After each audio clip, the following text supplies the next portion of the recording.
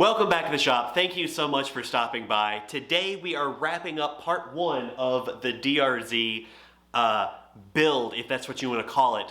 If you don't know what we're doing here, check out the link, get yourself up to speed. This is a super cool project. Up to this point, we got the bike running well, we've done some basic maintenance, and today we're going to focus on what we need to get this bike on the street. I need to inspect it, I need to get the title transfer, I need to do all these things, and there's a few parts that I have to get on the bike first before we can take it and be inspected. Now, I've got the DRZ here all pretty much already taken apart. I've got parts on the workbench here that need to go on the DRZ. Let's just jump straight into it.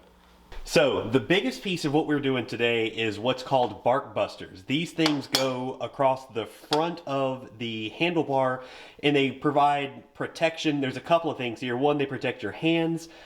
Two, they will keep you from breaking off and bending your control levers when you drop the bike. And they go along with these guards. These guards are hand guards that also aid in protecting your hands from rocks and stuff from riders in front of you. What's important about these is they have turn signals in them. These are little LEDs that I'm going to wire into the turn signal system so that I finally can get this thing inspected. Now, the other part that I needed, funny enough, was a horn. I don't know who takes a horn off a bike, but got to get the horn on. And then finally, we're going to have these two. A little bit, it's super simple. These are carriers for fork guards that kind of go, the rings go here, and there's fork guards that kind of pieces of plastic here that protect the fork there. But of course, the main part of what we're doing today is these bark busters. I'm really excited. This is kind of a staple for anytime you're going off-road, and I'm super pumped to have these. And Zeta looks like a pretty nice kit, so let's get to it.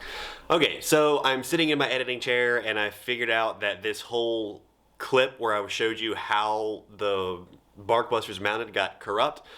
Completely unusable, it won't even play, which is really unfortunate because it works on the camera, for some reason doesn't work on the computer. Don't know why that is, but it's really simple. There's a clamp that clamps onto the bike handlebar, which goes out to the end of the bark buster and gives it a place to mount, which then wraps around to the end of the bike handlebar, and there's a special expanding sleeve that when you screw it in, it expands and grips the inside of the bike handlebar and holds itself into place. So I did all that, and then now we're going to jump to the next clip. All right, here we go. Here's the main part of our protection. This is going to obviously encompass the levers here, so they're less easily broken off. Your hands are going to be relatively well protected from rocks and branches and all sorts of stuff that might come through. You can just kind of bull right on through. But here's where it gets really good. Here's the the looker part of the main part of the handguard here. These get bolted to the aluminum right here. It's just a piece of plastic, but it forms around your hands and kind of gives you a nice windbreak, as well as make sure to keep stuff off your hands. And what I need these for, crucially, is this here turn signal. Got this nice long lead, and previously, I think maybe in a previous video I showed you this, but if I hadn't, this is where I found my turn signals. I'm going to double check which side is which, but we're going to be wiring everything into the factory turn signal harness so that hopefully the regular turn signal switch works. I don't have to add any switching or anything like that. So I'm going to get started placing some terminals on the ends of these wires. I don't think you guys want to watch me do a bunch of soldering and stuff, so I will be back when it's time to attach all this stuff to the bike. Okay, so we have our hand guards, we've got our connections all made here, which means it is just as simple as bolting these on. I am particularly excited about this because I've never had a bike like this before, and if I'm honest, I think it looks pretty cool. I think these hand guards look pretty neat on the bike. So I'm pumped to see this completed. It's also obviously going to be a very nice protection for my hand, so I'm excited about, you know, not breaking my fingers because rocks are hitting them and stuff. But I'm pumped for how this thing's gonna look.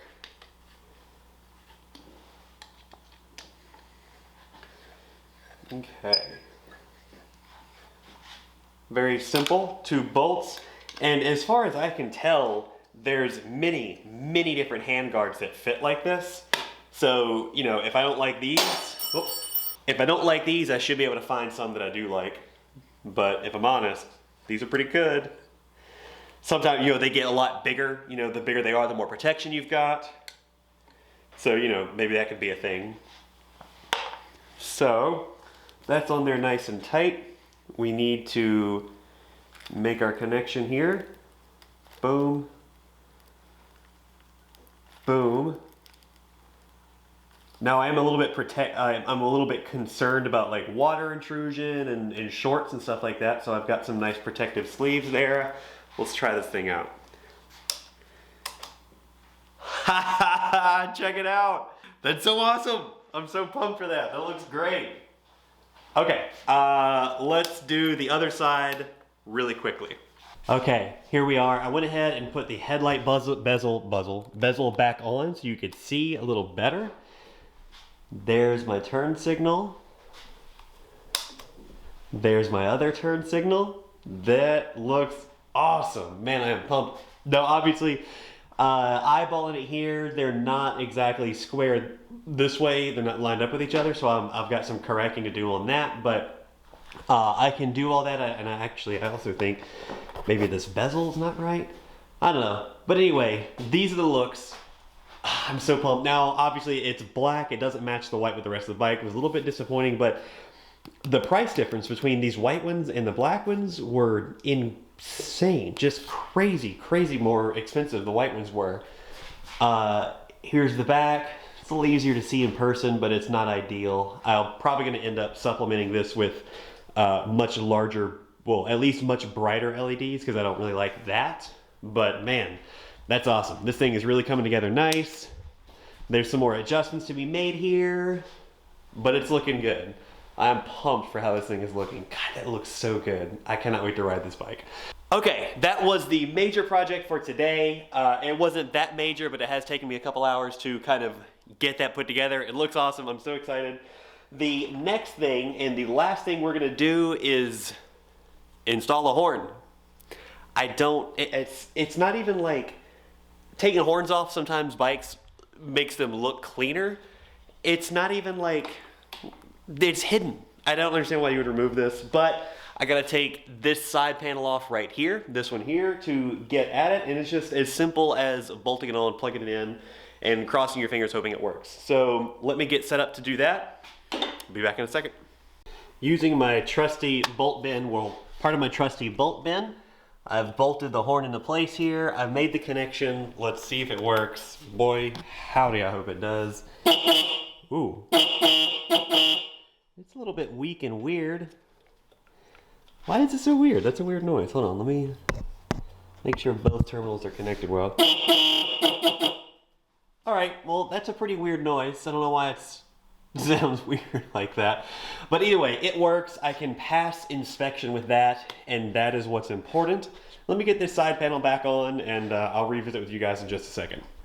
So I was all ready to wrap up this video and call it a day, but I forgot there is one more thing that we have to do here. The brake light does not work. Either with the lever or the foot brake, doesn't work, doesn't get brighter. I don't know what the deal is, but I do need to look into that because I am supposed to have properly working brake lights. So that's what we're gonna do right now is, well, I have to tear the bike all apart again. I have to take the back end apart to get to the wiring. It is an aftermarket taillight, as you saw. And to me, the most likely culprit here is whoever put this in just didn't wire it right.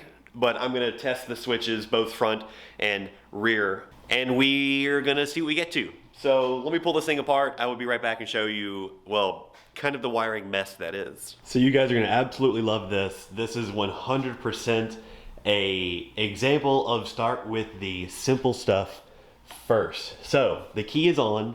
This light is on. I thought originally that maybe this was the running light and not the brake light. Then I got to thinking about it. It's best to, again, start with the simple stuff first. I know that the switch up here actuates, that little finger right here, that switch actuates, that finger rather, actuates the brake switch, and that clicks, it makes noise, it's actually doing what it's supposed to do. So move down to the foot brake, and what do I see? I don't know if you guys are gonna be able to see this very well. Nah, I don't think so. Well, anyway, you see this bolt right here. There's a switch up there that when you push the foot brake down, it pulls that bolt away. Well, when it goes up into place, it's supposed to trip a switch. Now watch what happens when I do the switch by hand. Oh, it goes out. So that's my brake light. I guess I don't have a running light. I will look into that, but for now, to get inspected, that's all I need. I just need to adjust this up into place, much like this. And there it goes out, right there. So with my, right here, there we go. Always, always, always check the simple stuff first, because chances are it's something pretty easy that you can just knock through. Don't let your mind go crazy with all of the wild things it could be. I was getting ready to pull out my tester and do a bunch of leg testing back and forth, looking for voltage here and there. Not a problem. I'm gonna adjust that switch, that trip right there. Brake lights will be working. And there you go.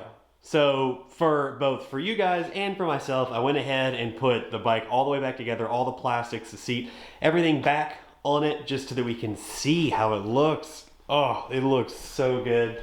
This thing is going to be an absolute riot. I cannot wait to ride. I really wish that I had these in white. I think that'll do just fine.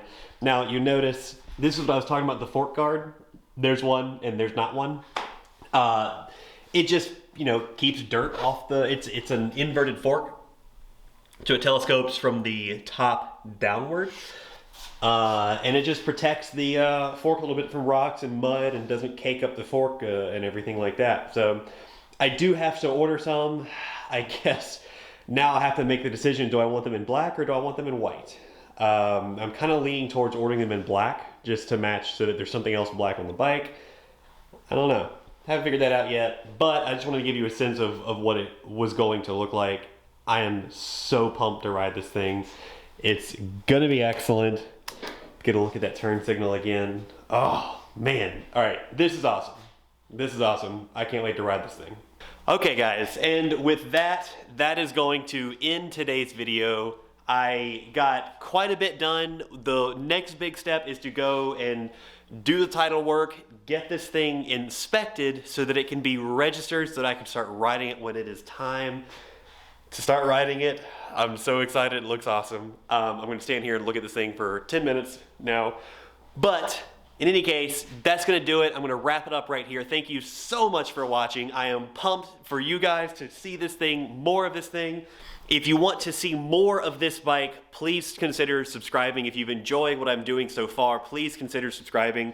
It's gonna go up from here. I can't wait to actually get out west and do some riding and show you guys that so I can, you know, throw this thing through the ringer. I've got some ideas around locally here where I can ride, so consider subscribing and come with me through the rest of this journey. You can find me on Instagram at The.Daily.Racer. I'm very active there. I'm always posting stuff so you can get in between video updates and stuff like that. But in any case, thank you so much for watching. Thank you for subscribing. I will see you guys in the next video. Have a good night.